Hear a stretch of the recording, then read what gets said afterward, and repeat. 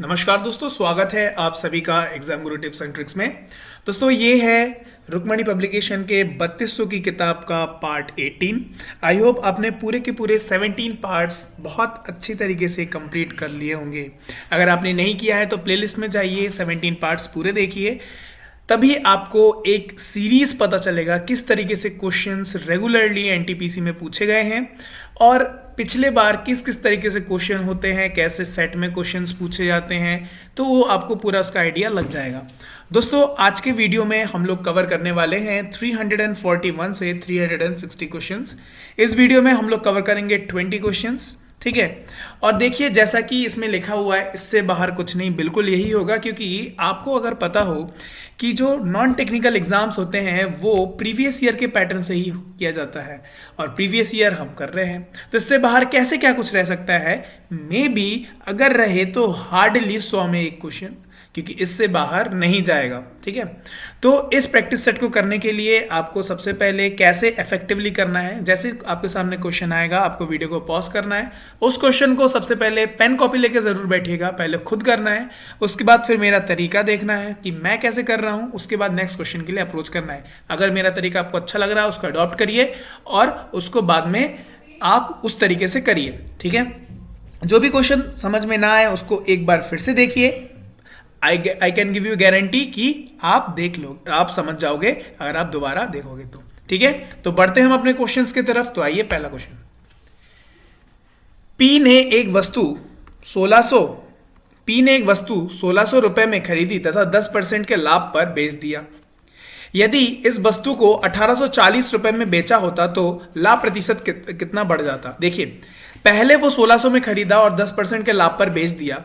अब क्या हो रहा है, 1600 में खरीदा और 1840 में बेच रहा है, मतलब कितने की बढ़ोतरी हो रही है, 240 की। किस पर, 1600 पर। परसेंटेज में कन्वर्ट करने के लिए तो इससे गया ये, इससे गया ये कितना हुआ, ये हुआ 15 सा, ठीक है। अभी 15 टाइम्स प्रॉफिट हो रहा है अगर वो 1840 में बेच रहा है। पहले कितना परसेंट प्रॉफिट हो रहा था, 10% प्रॉफिट हो रहा था, तो मतलब कितना लाभ प्रतिशत बढ़ता है। 10 से हो गया 15, मतलब बढ़ोतरी हुई कितने की, 5% की। जल्दी जल्दी में 10 या 15 लगा के मत आ जाइएगा। चलिए बढ़ते हैं नेक्स्ट क्वेश्चन में। एक नाव की गति धारा के विपरीत दिशा में 40 किलोमीटर प्रति घंटा है तथा स्थिर जल में 55 किलोमीटर प्रति घंटा है, ठीक है। नाव की गति नदी की धारा की दिशा में क्या होगी, बहुत बढ़िया।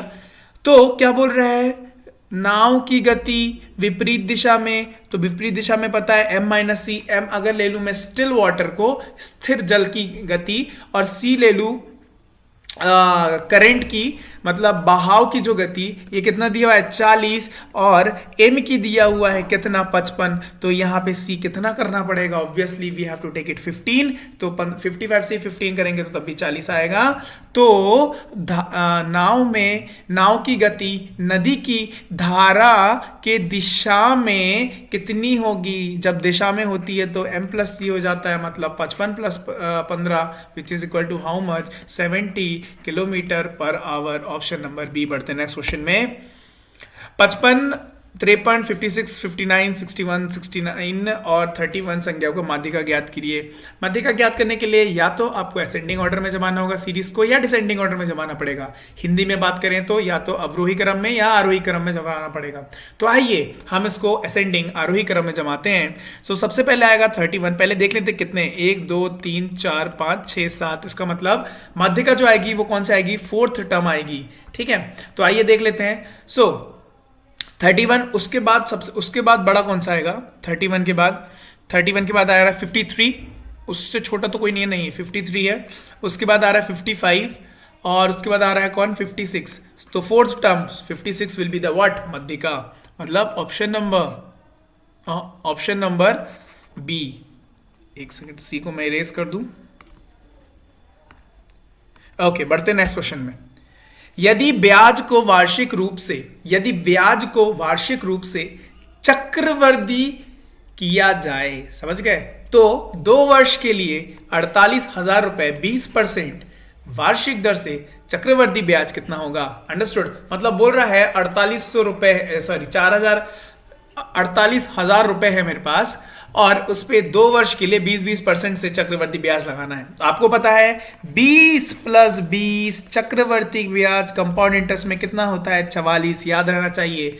10+10 कितना होता है 21 होता है। ये सब मुंह जवानी याद होना चाहिए। सो 20+20 44 होता है। इसका मतलब 44% ही मुझे ब्याज मिलेगा। किसका? 48,000 का। यहां पे सिर्फ ब्याज पूछा है, मतलब सिर्फ आपका इंटरेस्ट पूछा है, ना कि आपका अमाउंट पूछा है। मूलधन नहीं मतलब आपका पूरा अमाउंट नहीं पूछा है। अंडरस्टूड? सो कहीं ना कहीं 48,000 का मुझे 44% निकालना होगा। समझ गए? 50% कितना होगा 24,000। तो 24,000 से कम वाला कौन सा ऑप्शन है? सिर्फ एक ही ऑप्शन है, ऑप्शन नंबर बी। पूरा सॉल्व करने की कोई जरूरत नहीं, लगाओ और आगे बढ़ो। Next question.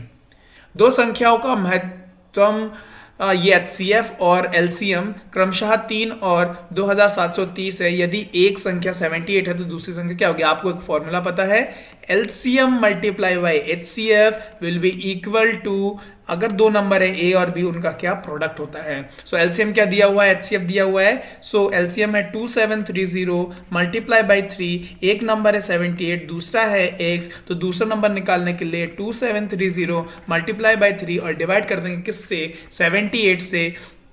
ये कितने से गया? ये जाएगा 2 और 18, 6 3 6 18, ओके 26। और ये कितने से जाएगा? ये आपका जाएगा 105 से। तो दूसरा नंबर क्या हो गया? 105, ऑप्शन नंबर सी। बढ़ते हैं नेक्स्ट क्वेश्चन में। नेक्स्ट क्वेश्चन क्या बोल रहा है, ध्यान से देखिए। 3740 को 3 भागों में इस तरह से विभाजित कीजिए कि पहले का आधा भाग दूसरे के 1/3 भाग और तीसरे का 1/6 भाग आपस में बराबर हो। देखिए ABC है, इसमें बोल रहा है पहले का आधा भाग दूसरे के 1/3 भाग और तीसरे के 1/6 भाग के बराबर हो। आपको पता है जब भी इक्वल हो और इसको रेशियो में कन्वर्ट करना हो, उसको क्या कर दो? सिंपली पलटी मार दो। तो इसको क्या हो जाएगा? 2:3:6। समझ गए? और इसी की जो वैल्यू दी गई है वो दी गई है 3740। ये होगा कितना? 5 11, 11 की वैल्यू ये है, तो मतलब मल्टीप्लाई बाई कितना है? 3 और 4, 340 से मल्टीप्लाई हो रहा है और ये बन रहा है। तो मतलब एक की वैल्यू क्या है? 340। इसका मतलब दो की वैल्यू कितनी हो जाएगी? 680। देखिए एक ही ऑप्शन है 680। लगाइए और आगे बढ़िए। सॉल्व करने की कोई जरूरत नहीं है। बढ़ते नेक्स्ट क्वेश्चन में। 2/7 + 3/5 डिवाइडेड बाई 2/5 + 2/7। ओके, इसका क्या करते हैं? एलसीएम ले लेते हैं। तो एलसीएम अगर लूंगा तो कितना हो जाएगा? 35। तो यहां आ जाएगा 5, ऊपर आ जाएगा 10 और यहां 7, मतलब ऊपर आ जाएगी 21। ऑप्शन 21 ऊपर सही तो है ना? 1 सेकेंड। सही तो है, राइट। 21 7 3 21, राइट। सो ऊपर, हाँ ठीक है ठीक है। सो ऊपर आ जाएगा 31, है ना? 31 ऊपर 31 किसमें है? सिर्फ एक ही ऑप्शन में, देखिए ना, आगे करने की कोई जरूरत नहीं है। 31 divided by 24, option number A. ठीक है, बाकी करने की आपको कोई भी जरूरत नहीं है। बढ़ते नेक्स्ट क्वेश्चन में। 52 54 55 56 55 54 53 55 53 51 और 57 का बहुलक मतलब मोड निकालिए। सो मोड निकालने के लिए जो जितनी बार ज्यादा बार आएगा वही हो जाता है क्या? मोड। ध्यान से देखिए 55 को कितनी बार आ रहा है? 1 2 3 बार आ रहा है। 53 52 देखते हैं, एक ही बार है। चलो ये तो नहीं होगा, तो ये तो कट गया। ठीक है, अच्छा 54 1 2 बार है, इसका मतलब ये भी दावेदारी से कट गया। अच्छा 53 देख लेते हैं एक बार। 53 53 51 एंड 2, चलो ये भी कट गया। तो आंसर क्या हो गया? Option number C 55। बढ़ते नेक्स्ट क्वेश्चन में। एक मेज को 10% लाभ पर बेचा गया। यदि इसका क्रय मूल्य 5% कम कर दिया जाए तो यह 7 रुपए अधिक में बिकता है तथा 20% का लाभ होता है। मेज का क्रय मूल्य ज्ञात करिए। ध्यान से देखिएगा कितने शॉर्ट तरीके से कर रहा हूं। बोल रहा है एक मेज को 10% लाभ पर बेचा गया, मतलब 100 से कितने में बेचा गया? 110 में बेचा गया। अब बोल रहा है यदि उसका क्रय मूल्य 5% कम होता, मतलब 100 में खरीदा था, बेच इसमें रहा है, ये कॉस्ट प्राइस है, ये क्या है? सेलिंग प्राइस है, तो 5% कम में खरीद रहा है, इसका मतलब कितने में खरीदेगा? 95 में खरीदेगा। अब क्या बोल रहा है? तो और 7 रुपए अधिक में बेचता है तथा 20% का लाभ होता है, इसका 20% मतलब इसमें जोड़ दो कितना 9 और 9.5 18 और 19 जोड़ दो तो कितना हो जाएगा 114। इस 4 की वैल्यू बताई है 7, तो एक की वैल्यू कितनी हो जाएगी 7/4 और किसी का भी क्रय मूल्य निकालने के लिए वो 100 होता है, क्योंकि मैंने यहाँ 100 लिया हुआ इनिशियल में, सो मल्टीप्लाई बाय 100, ये गया 25 बार, 25 इंटू 175, 4 हो गया 100 और 3 बचे मतलब 75, 175 will be the right answer, 175 रुपए। बढ़ते नेक्स्ट क्वेश्चन में। निम्नलिखित तालिका को ध्यान करें और उस पर आधारित सवालों के जवाब दें। नीचे घरेलू खर्च 1000 रुपए प्रति वर्ष में दिए गए हैं। देखिए ये वर्ष दिए गए हैं और घरेलू खर्च जिसमें दिया हुआ है किराना, किराया, मनोरंजन, ईएमआई और कर, ठीक है, इस स्लैब्स में बटे हुए हैं घरेलू जो खर्च है, और रेट जो हर वर्ष है, वर्ष में अलग अलग रेट के हिसाब से अलग अलग रुपए जो हैं बटे हुए हैं, और एक ध्यान रखिएगा ये 1000 रुपए में है, राइट। तो देखते हैं क्वेश्चन क्या बोल रहा है। वर्ष 2014 ईएमआई पर किए गए खर्च किराने पर किए गए खर्च का कितना प्रतिशत है? किस पर? किराने पर। सो किराना 2014 का किराना कितना है? किराना है आपका 52, तो नीचे आ गया भैया 52। अब क्या बोल रहा है कि ईएमआई पर किए गए खर्च 2014 का ईएमआई क्या है 7.4 है। So 7.4 divide by 52 multiply by 100 which will be equal to 40.23% आ जाएगा answer number option number B. बढ़ते नेक्स्ट क्वेश्चन में। नेक्स्ट क्वेश्चन क्या बोल रहा है? प्रति वर्ष मनोरंजन पर औसत खर्च कितना होगा? मनोरंजन ये हो गया, so 5 plus 6.5 plus 7.3 plus 7.9 plus 8.5 which will equal to how much 35.2 और कितने हैं 1 2 3 4 5, इसका मतलब 7 पॉइंट समथिंग जाएगा 7 और 20, तो ये शून्य एक जीरो जाएगा मतलब 7.04, लेकिन ये 1000 के मल्टीपल में है तो ये क्या हो जाएगा 7040 इतने रुपए। Option number A. बढ़ते हैं नेक्स्ट क्वेश्चन में। बोल रहा है वर्ष 2012 के लिए कुल घरेलू खर्च कितना है? 2012 के लिए कुल घरेलू खर्च कितना है? तो क्या करूं, इसको पूरे को मैं क्या करूं जोड़ दूं, आंसर आ गया। सो 46 और ये कितने हो गए, ये 4 50, ये हो गए 60 और ये इसको जोड़ा तो 77 और ये हो गया 0.9 और ये हो गया 7 5 12, तो 0.99899 करके कोई ऑप्शन बिल्कुल है ऑप्शन नंबर ए। ध्यान से देखिए option number A will be the right answer. बढ़ते नेक्स्ट क्वेश्चन में। बोल रहा है 15 मीटर तथा 20 मीटर के दो खंबे जमीन में सीधे गड़े हुए हैं। चलिए ये गाड़ दिए मैंने, ये 15 मीटर का है, ये 20 मीटर का है, ठीक है।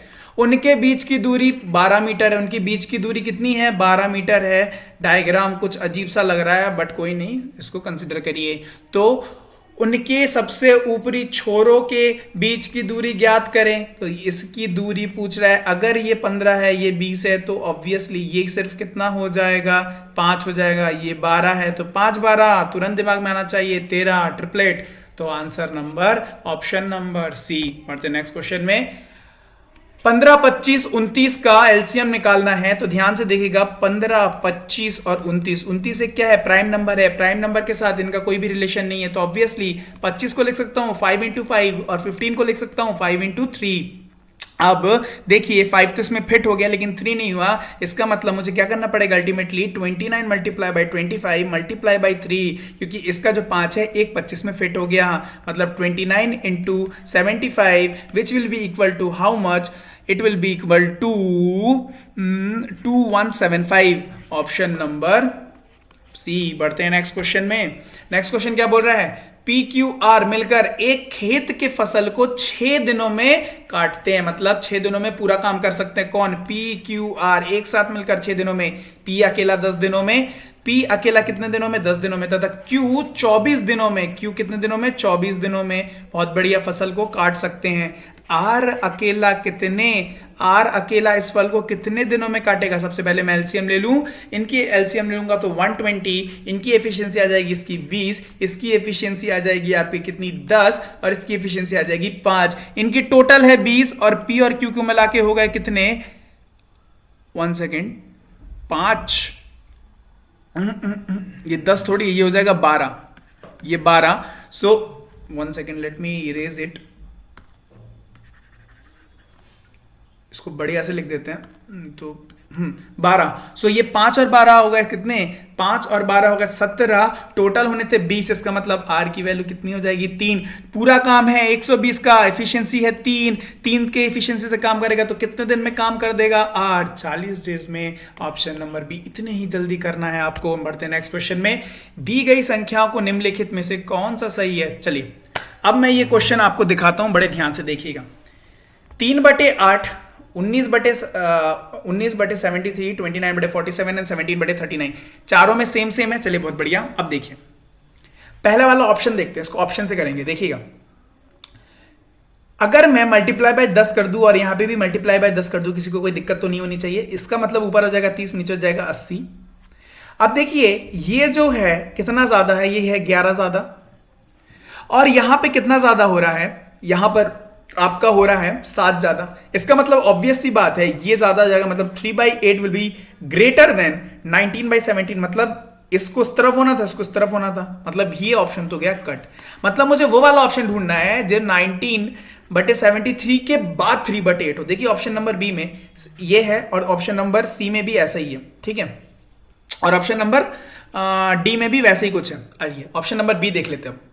तो भैया मुझे ये वाली दो कंडीशन तो सेटिस्फाई हो गए। आइए अब इन दोनों को पकड़ते हैं, अब इसको और इसको पकड़ते हैं। अच्छा, अगर मैं एक बढ़ा दूं मतलब 40 कर दूं तो 3 × 40 हो जाएगा 120, ठीक है। ये हो जाएगा कितना, ये 120, और इस तरफ इसको इससे मल्टीप्लाई कर दूं तो 8, और इसको मैं अगर 15 भी ले लूं तो 15 × 8 होता है 120, मतलब ये हो जाएगा कितना, 256, 156, मतलब ये तो बड़ा हो गया। चलिए मतलब यहां तक हम लोग सही है। आइए अब इन दोनों के बीच में करते हैं, इसका और इससे मल्टीप्लाई कर देते हैं। आइए इसको कर देता हूं मैं 20 और इसको भी मैं कर देता हूं 50। 20 × 50 कितना हो जाएगा, ये 20 × 50 हो जाएगा कितना, 1000, और इस तरफ हो गया 1000, इसको इससे मल्टीप्लाई करते हैं तो ये अगर मैं 30 कर दूं, इसको 40 ले दूं, ये 1200। मतलब आइए पूरा कंडीशन सेटिस्फाई हो गया। Option number B will be the right answer. Without using your pen you can solve this question using such kind of method. बढ़ते हैं नेक्स्ट क्वेश्चन की तरफ। एक त्रिभुज परिमाप 200 है, ठीक है, चलिए 200 यूनिट है। यदि उसकी दो भुजाएं बराबर है और तीसरी भुजा बराबर वाली भुजाओं से 20 अधिक है तो तीसरी भुजा की लंबाई, अच्छा चलो ये एक बन गया जिसमें ये और ये बराबर है, 100 और 1 से तीसरी भुजा कितनी है, 20 अधिक है। चलिए इनका परिमाप मतलब x + x + x + 20 which is equal to how much, 200। So 3x + 20 is equal to 200 and 3x is equal to 180, और x की वैल्यू आ जाएगी कितना, 3 × 6 = 60, है ना, x की वैल्यू आ जाएगी 60। तो तीसरी भुजा की लंबाई 3 × 6 = 18 ना, बिल्कुल 60। तो 1 सेकेंड, क्या पूछा गया, तीसरी भुजा की लंबाई,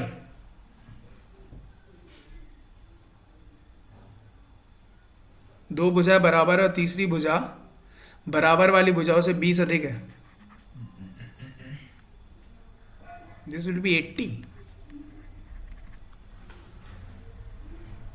1 सेकेंड, एक त्रिभुज परिमाप 200 सेंटीमीटर है, ठीक है। यदि उसकी दो भुजाएं बराबर हैं तथा तीसरी भुजाएं बराबर वाली भुजाओं से 20 अधिक है, ठीक है, तो तीसरी भुजा की लंबाई x + 20 ले लिया हमने, और जिसकी वैल्यू कितनी है, 200 है। तो 3x + 20 180, 3 × 6 = 18, 60। तो बड़ी वाली 80 ऑप्शन में तो नहीं है, 1 मिनट चेक करने दीजिए।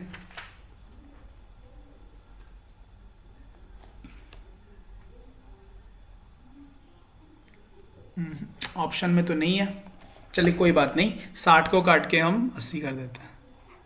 चलिए ऑप्शन नंबर ए लगाइए। अच्छा यहाँ पे दो 50-50 हो गए हैं, चलिए कोई बात नहीं, इसको काट के हटा देते हैं। चलिए बी ऑप्शन जो है वो कर देते हैं 80। 1 सेकेंड, चलिए बी लगा देते हैं 80, तो आंसर हो जाएगा ऑप्शन नंबर बी। बढ़ते हैं नेक्स्ट क्वेश्चन में। चलिए कोई बात नहीं, कभी कभी टाइपिंग मिस्टेक हो जाती है, शायद बुक में मिस्टेक होगा, टाइपिंग के लिए दिया था वहां पे शायद मिस्टेक हो गया, व्हाटएवर।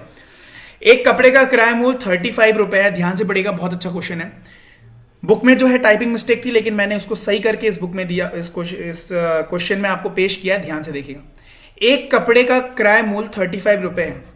यदि उस कपड़े की लंबाई 4 मीटर अधिक होती और प्रत्येक मीटर का मूल्य ₹1 कम होता तो तो कुल किराया मूल्य अपरिवर्तित रहता। समझ में आई कहानी?